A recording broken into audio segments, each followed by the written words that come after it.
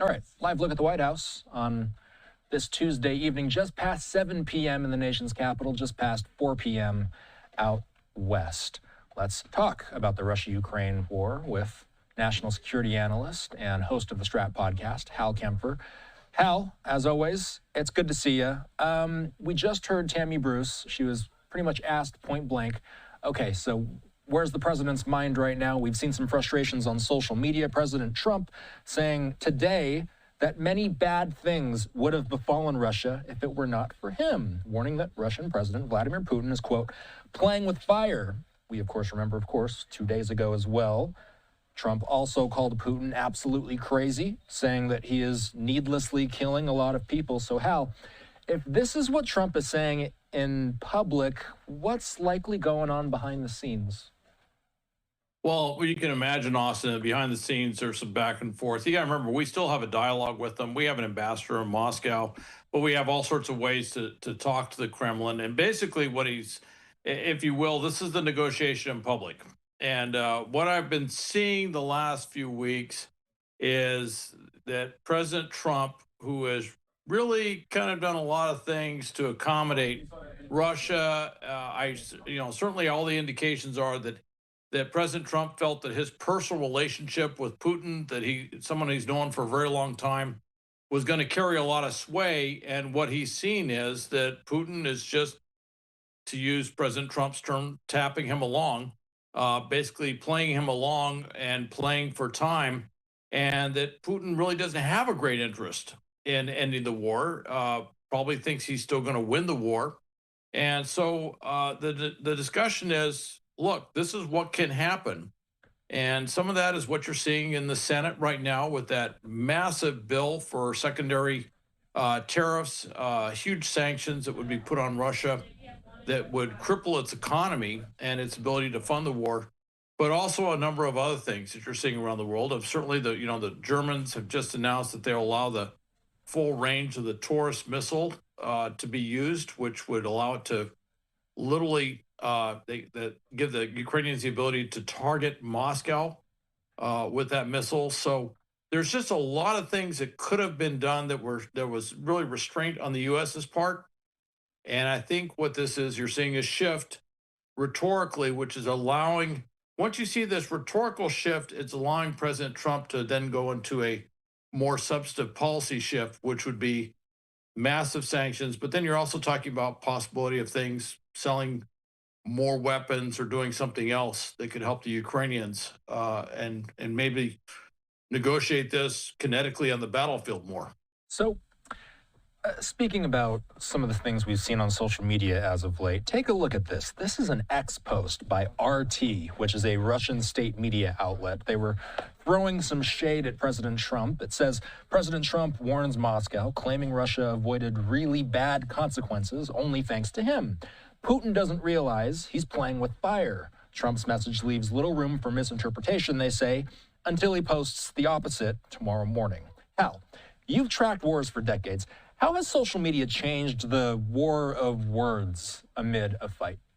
Well, it's fascinating to see the multiple levels where different types of media outlets, social media dominates the way that information gets put out there in the public mind worldwide. It's phenomenal the way it shifts things, shifts mindsets.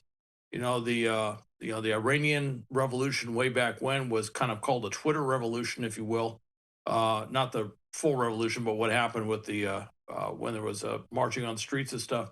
And so it really does shape things, but it also talks about some things that have been seen with President Trump has many times said things very strongly and then backed off and done something very different the next day. And, look at the sanctions with the European Union, and now they're on a hiatus, holding off doing that. And I think what they're kind of goading him, if you will, saying that he's going to turn around and change his mind. And, that may be about the worst thing that Russia could do right now. And RT is an arm of the Kremlin. It is whatever semblance it had of being a separate news media organization is long gone. So that's when you see an RT, you're literally seeing whatever Putin wants said publicly, but it's literally just kind of poking President Trump and saying, "Oh, you're just going to change your mind tomorrow, or you're going to back down, or something like that." And frankly, with the political atmosphere in Washington D.C. now, particularly with what's happening in the Senate, that may actually spur President Trump into doing exactly what they don't want him to do. Strangely enough. Okay, let's get bigger picture here. This is from the Kyiv Independent, and there's also the Associated Press reporting on this as well. They say that Russian forces have taken 4 border villages in Ukraine's northeastern Sumy region. This comes days after Putin ordered troops to establish a buffer zone along that border. Hal, maybe this is something we don't ask about enough, but who's winning the land war? If Russia is gaining ground, does that mean they're winning, or do we need to focus on a larger sample size to come to some sort of conclusion about that? There's a lot of things that when they take these small villages, it gets, certainly the Russians push this out big time. The only reason the Ukrainians are admitting this at this point is because those villages, they have lost those villages. Now, are they strategic? Probably not. They rarely are. But they're saying, hey, look, we that Russia does occupy these 4 villages. Okay, so they do occupy them, uh, but that's not really shifting things much. The thing on the battlefield is it's fairly static. When Russia does make gains, it does so at phenomenal cost, horrendous cost, and Russia can't sustain what they've been doing. So the reality is there isn't really any significant movement. Yes, Russia's gearing up for a major summer offensive, but the question is how far will they push and at what cost? And the thing I would point out is, according to the Ukrainian Ministry of Defense, Russia is within weeks of crossing the threshold where they have lost 1 million men in this war. Now, that may not seem like a big number to Putin, but it's a big number. And I think that's the psychological threshold, is when they've lost 1 million men in this war. So I don't know. There was an impression that Russia, certainly Russia was pushing this narrative that they were winning, winning, winning, and there was no way that Ukraine could oppose them. But when you look at it, back off a bit, and you look at it strategically, there's really no way, unless Europe simply walks away from Ukraine completely, and the U.S. walks away from Ukraine. There isn't really a way that Russia could overtake Ukraine or achieve its original goals. In fact, I saw one thing. They said at this pace, if but they were talking about, Russia was talking about putting a buffer area in Ukraine up on the border with NATO. And they said at the current pace of Russian offensive operations, it would take over 99 years for Russian forces to get to that buffer zone. That's another way of saying it just ain't going to happen. Russia's not going to be maintaining a war for 99 years. So we sent it's really a stalemate. Basically a stalemate. And I got to ask you one more thing. You know what? I got 2 more things to ask you, but one viewer question that was sent in, I thought this was an interesting one. And we've talked about this before, but we just heard Tammy Bruce. She was asked a similar question to this in the State Department briefing that we were watching. A viewer sending this in asking, what products are being traded between Russia and U.S. Import-export wise, which impact our economy? And obviously the question here is, well, the U.S. threatens some sort of sanctions if Russia does not stop its fight against Ukraine, stop killing people. And now that we see the war continuing, Hal, I think what the question here is, what levers does the U.S. have access to in order to impact Russia if they don't do what they want? Well, the secondary, just to clarify that, first off, we don't import as much as we used to import from Russia, and they certainly don't get that much from us, at least not directly.